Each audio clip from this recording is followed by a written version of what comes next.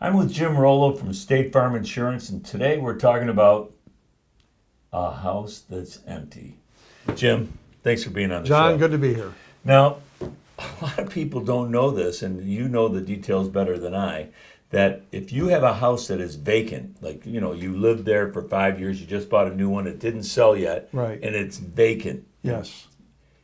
If you have a fire in that house and you still have your homeowner's insurance on it, it may not be insured. Right. Well, so a vacant house, meaning I used to live there, like you said. Now I don't. I couldn't No one's sell living it. there. Nobody's There's no living there at furniture. all. You call your insurance company and tell them it's vacant. Then they will, in our case, we'll put on what's called a vacancy endorsement, Oh, which you're letting us know it's vacant. But long-term, insurance companies do not want to insure a vacant home. right. When you entered into the contract for the insurance on the house, you made a representation to the insurance company. I live there. It's my primary residence or my secondary home, but I live there at least part of the year. Once it's vacant, that's no longer true. So you have to contact the insurance company to tell them about that. There are some insurance companies who specialize in insuring just vacant properties, which, as I said, are undesirable. And the reason they're undesirable is vandals come in, cut the copper pipes Yeah. out, sell the copper, Burn it. and then They do all fires sort- happen. yeah, right. So it's really important to tell the insurance company about it. So you're saying that there's this endorsement. So if somebody buys a two-family, Right. and it's needs some work, so it's just sitting vacant, they got to get it insured. What do they do then? Then there are special carriers who will insure that house while it's being Under construction. rehabbed, under construction. Okay. Yep.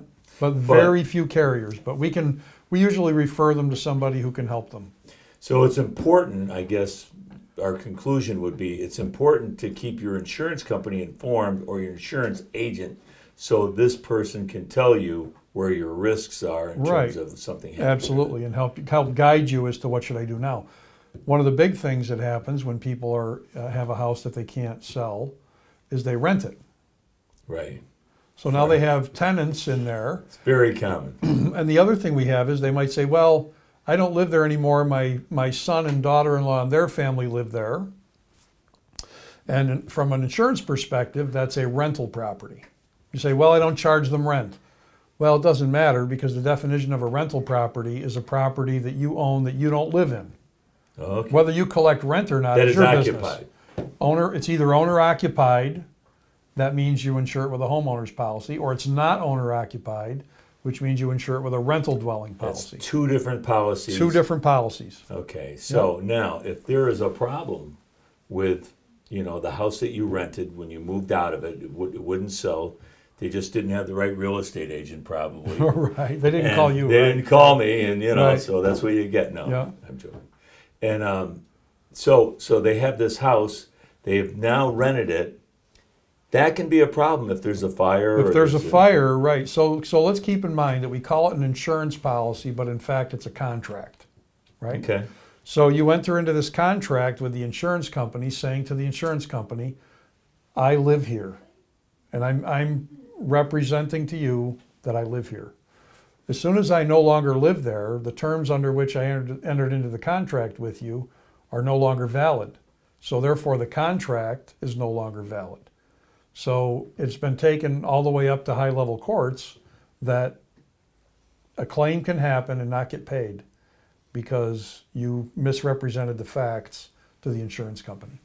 So if you have a property you're renting, get it insured on a rental dwelling policy. I see. And we can go into more details in a future discussion about Yeah. what a rental dwelling policy covers versus what a homeowner policy covers. Yeah. Okay, but the main thing is communicate with your Communicate insurance with your guy. insurance agent. Yep. Okay. And if you can't get a hold of your insurance agent, you can call me. That's right. Right. Unless it's the same person. Unless it's me. You can And they still call me call you. anyway. Yeah. 754-3000. All right. Yeah, okay. Thanks, Jim. Thanks, John.